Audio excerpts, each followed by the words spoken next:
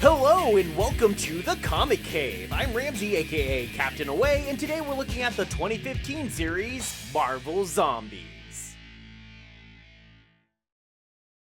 In 2015, the Marvel Universe, or really all Marvel Universes, came to an end. Doctor Doom, bestowed with the infinite powers of the Beyonders, was able to save the multiverse by combining pieces of various universes into a piecemeal monster mash of a planet that would come to be known as Battleworld. Each little region of the planet would be its own universe unto itself, featuring familiar sites from Marvel alternate universe stories and events, like a House of M region, a 2099 region, or a region based on the 1992 X-Men cartoon like I covered in an earlier video. As far as I can tell, every one of these regions got at least one of their own comics as a tie-in to the event, with the Deadlands home of the Marvel Zombies actually getting two. This one, and a crossover with their neighbors from the region called Perfection, taken out of the Age of Ultron.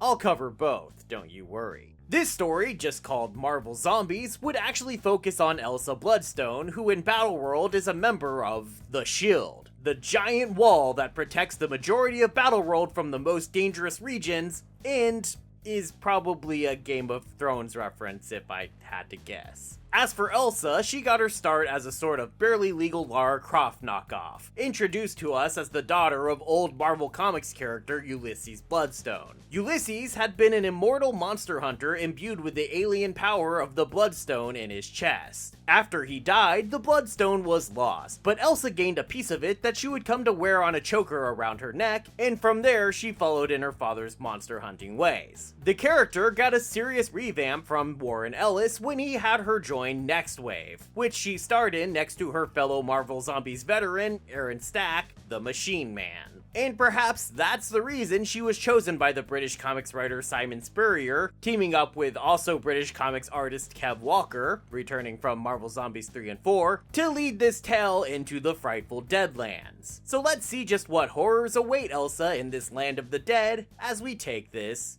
away.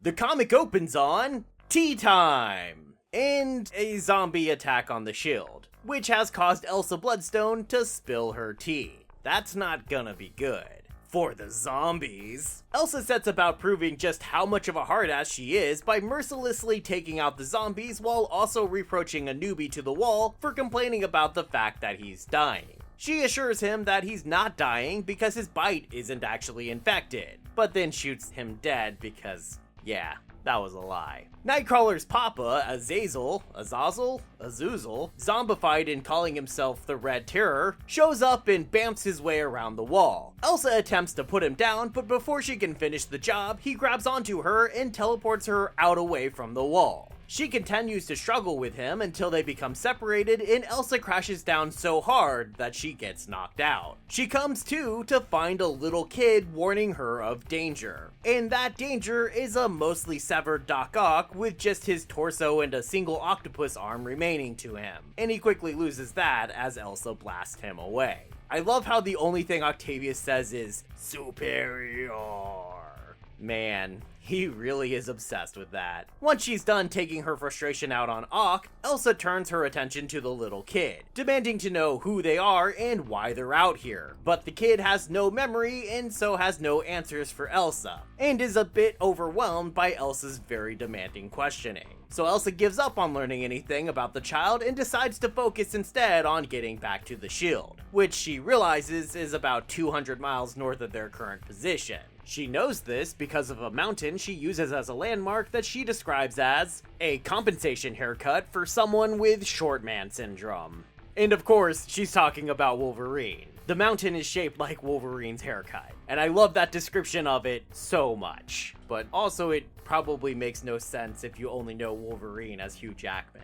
Rather than returning to the Shield, the child wants to head south because they just have a feeling about it. Also because they know heading north would bring them through zombies and be extremely dangerous. The kid's insistent enough on that point that Elsa decides to name the child Shut Up, because that's what she wants them to do. While arguing about this, they're attacked by a zombie juggernaut, who somehow managed to sneak up on them. You'd think a giant effing zombie covered in metal and smashing rocks as he goes would be a little bit noisy, but maybe that's just me. Elsa is caught so off guard that she drops her gun. While Jugs focuses on her, she yells at the kid to shoot the zombie. Shut Up attempts to do as she asks, but instead of firing the gun, it just falls apart in their hands. Don't feel too bad, kid, that would probably happen to me as well. It ends up being okay because the bloodstone around her neck suddenly starts to glow and a blast of energy shoots forth, burning away Jug's head. Despite having never seen the blood gem do anything like this before, Elsa doesn't focus on that, more interested in simply getting back to safety. Unfortunately, it will turn out that between them and the shield is just about 1,000,000 zombies. That's what all the little figures here are supposed to be. So Elsa decides maybe heading south isn't such a bad idea after all. Almost immediately, they run across a MODOK, who describes himself as a moribund organism designed only for cannibalism, instead of by his usual moniker. So I guess Mo has re-identified himself to accurately reflect his zombified state. Shut Up notices that they're being followed by a mysterious figure, so maybe overreacting just a little, Elsa sets MODOK's special doomsday chair to explode and kicks him down a cliff to have him blow up the passageway through the mountain. Not surprisingly, this draws some attention their way, and soon they have a couple zombie Saurons looking for them. That's Sauron the dinosaur man, not Sauron the wizard. Shut Up asks why there are two Saurons, and Elsa explains the dupe effect, as she calls it. Us Slider fans would call this their doubles. Whatever you call it, the idea is that since Battleworld is made up of bits and pieces from various universes, it's possible that the same person existing in multiple different universes is pulled in multiple times to Battleworld. In fact, if you've read Secret Wars and other tie-ins, then you'll know that Battleworld is mostly just the same groups of people over and over again. I mean, the security force for the planet is just a bunch of alternate different versions of Thor. The duo are so distracted by the duplicate Saurons that they don't even notice they've approached a zombified Carnage. Shut Up attempts to make up for their earlier shooting failure by firing at the Carnage zombie, but the recoil of Elsa's gun is apparently so powerful that it sends the kid flying, and they end up being grabbed by one of the Saurons. Elsa reacts quickly though, ripping off Carnage's head and tossing it at the grabby Sauron, causing it to drop Shut Up and then crash into the other Sauron. Man, Elsa is an absolute badass. At this point, they're finally rescued by Ranger Worthington. You might know him as Angel, who says that he's able to take just one of them back to the shield, which seems a little suspicious to me. You look like a buff dude there, Warren. You can't handle a woman and a tiny kid at the same time? Elsa is a little suspicious of him as well, asking him a trick question about the commander of Warren's section of the wall, but he does pass the test. So she decides that Shut Up is the one that needs to go, since Elsa is the only one who can really fend for herself out here. Shut Up doesn't want to go though, as they were looking forward to traveling with Elsa, and besides, Warren's breath apparently smells like farts. That doesn't appear to be a strong argument for the adults, but I wouldn't want to go with someone whose breath smells like farts either, so I get you, Shut Up. Warren lends Elsa his tracker so that he can come back for her, and then flies off with Shut Up, but it's not long before Elsa discovers that the tracker is a fake. Elsa freaks out initially, but quickly calms herself down and realizes where the fake Warren went, discovering that he doubled back south to a zombie camp rather than north toward the wall. And that zombie camp turns out to be run by none other than Mystique, who has formed her own little brotherhood of evil zombies. And like the queen she is, she's ruling them from a throne that's just the kingpin. That lady's got class. How can you not love Mystique? It's probably easy to miss, but yes, I believe it was Mystique using her mutant powers of transformation to pretend to be Warren, which was why he had the fart breath. It was actually decaying zombie breath, obviously. Unfortunately, Shut Up has already been bitten, and realizing she's too late, Elsa stumbles away, only to discover Deadpool! Hey, another cameo! Finally got a movie tie-in. About a month or two too late. Yeah. He's been captured by Mystique's group as well, and they've been eating his brains every day with that little spork there. Eating just enough to keep the hunger at bay and keep their intelligence, but not enough to infect or kill Deadpool so that the brains grow back every single day. It's a bottomless buffet for zombies. Deadpool points out to Elsa that while Shut Up is bit, there's no infection showing. Very much that situation that Elsa was pretending to have at the beginning of the story. Mystique notices this as well and desires to know why this meat doesn't spoil, as she puts it, and so she declares that she's going to eat the kid's brains.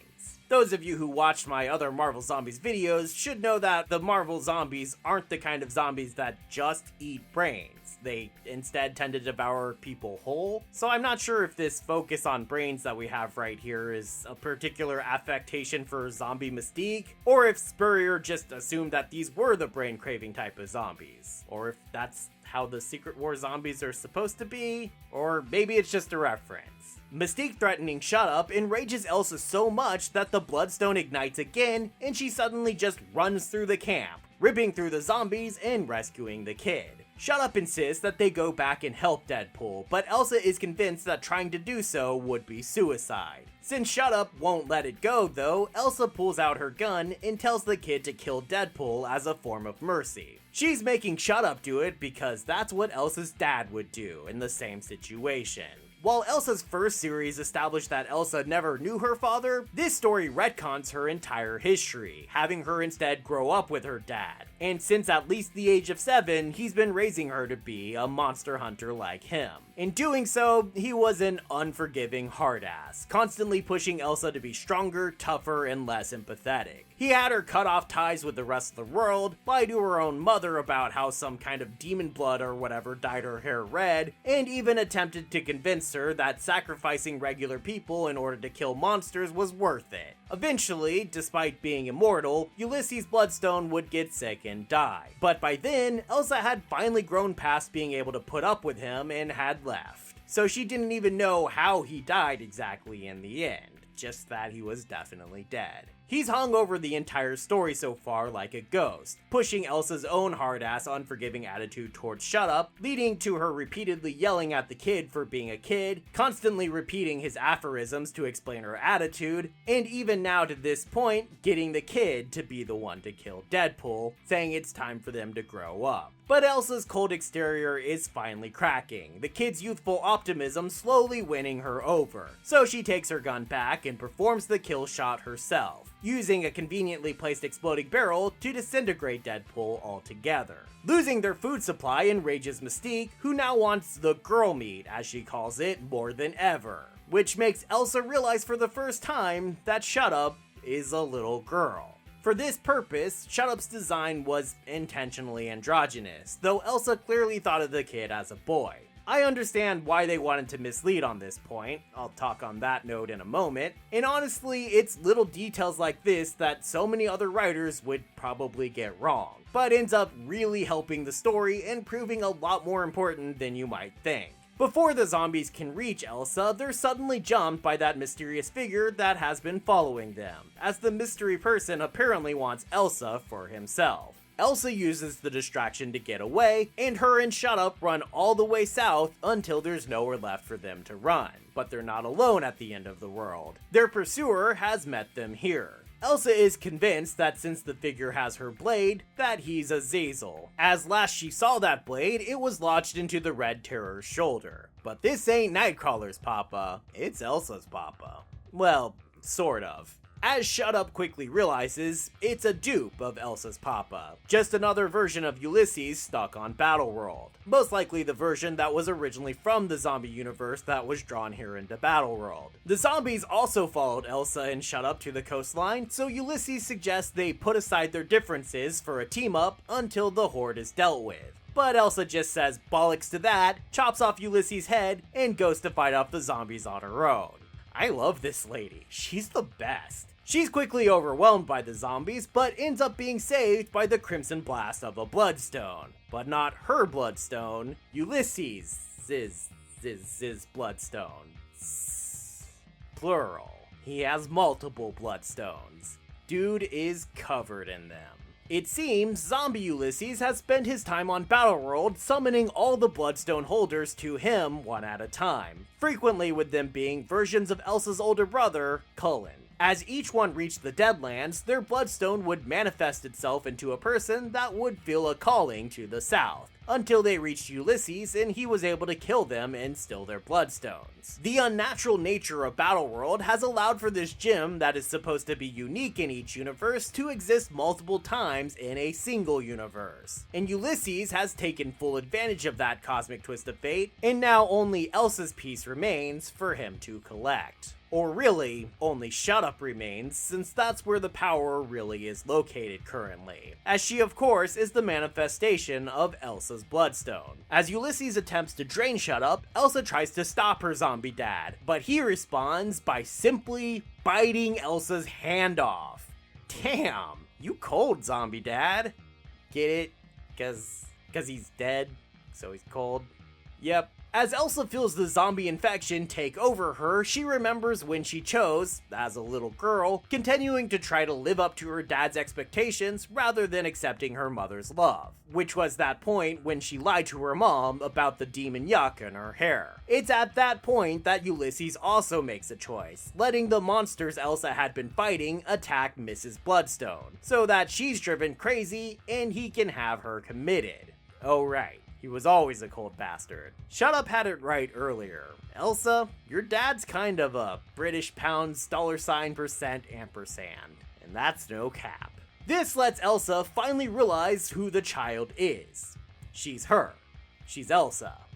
Or more accurately, she's the childhood that Ulysses denied to Elsa. Or in other words, the childhood that Elsa would have had if she had instead chosen her mom during this previous exchange. And her mom had then proceeded with shaving her head to ease Elsa's pain, maybe then leading to a life more like we saw Elsa have in her original comic. Which Spurrier probably worried would be too easy to guess if people spent all 4 issues of this series knowing that this was an unidentified little girl, instead of hopefully believing that it was a little boy like they were trying to suggest. Having come to this realization, Elsa finally stands up to her father, telling him that she won't be like him anymore. That she won't become a monster in order to fight monsters. Ulysses doesn't really care, but the speech does distract him enough for Shut Up to grab Elsa's gun and finally fire it in a useful way, blasting Ulysses at point blank range. Elsa grabs up the chunks of bloodstone that this frees and eats them. I mean, I guess she is basically a zombie now, so maybe it's not that weird of a thing to do. This allows her to draw the power of all the Bloodstones into herself, and become the full embodiment of the Bloodstones. That does include absorbing Shut Up, but at least now the voice inside Elsa's head shifts to her voice instead of the voice of her over-demanding father. With all the power of the Bloodstone now hers, she destroys Mystique and her zombie horde, and then turns her attention to dear old dad. With all this power, she recalls something that she had once tried to tell her father, that power needs to be held by those with the empathy to use it for what is right. And even then, it should never be too much power. So she tries to permanently burn some of this power away, using it to restore herself and Ulysses back to life. With them both alive again, Elsa insists that this time they're going to do things her way. And with a new day dawning, they begin the long walk back to the Shield as we head into the breakdown.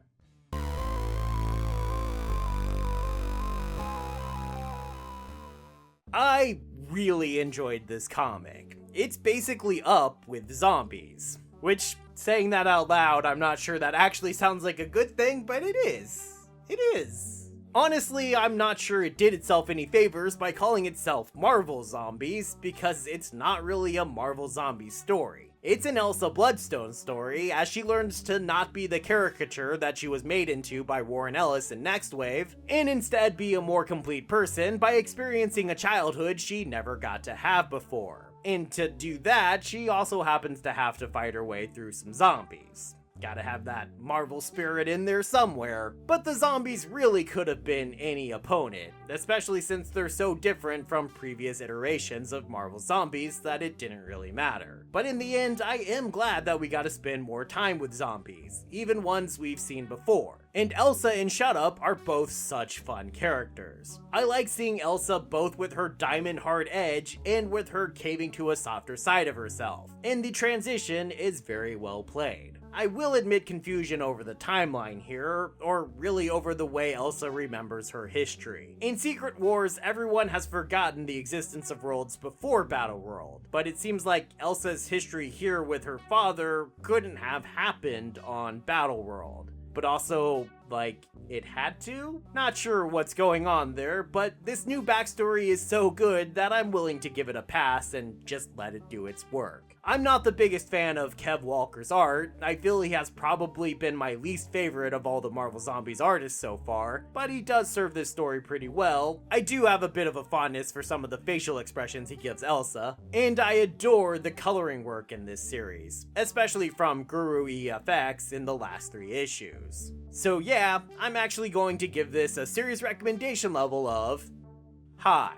The benefit of this story is it stands on its own, no previous knowledge actually required since anything important is explained, largely due to the story's retconning of Elsa's past, and it's just an all-around good time, and arguably the least gory Marvel zombies so far, so it might honestly have the widest audience appeal of the entire series. The collected edition gets 1 piece of the Bloodstone, which we'll go with as being, alright.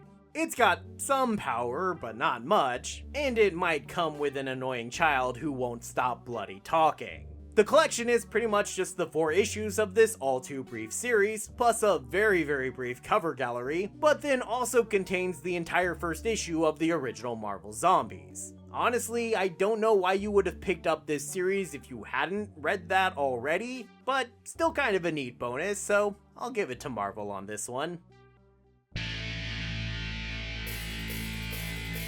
Thanks everybody for watching, and I hope you enjoyed this video. As I said, next up will be the other Marvel Zombies comic from Battleworld, Marvel Zombies vs. Age of Ultron. Then hopefully we'll still have more time for additional Halloween fun before changing course again in November. So if you're looking forward to that, or you did enjoy this video, or you just feel the need to feed on comic media, then be sure to like, comment, and subscribe and all that good stuff so you can help the channel out. And so you can help yourself out to be sure to be here next time, and I hope to see you then, right here, in the Comic Cave.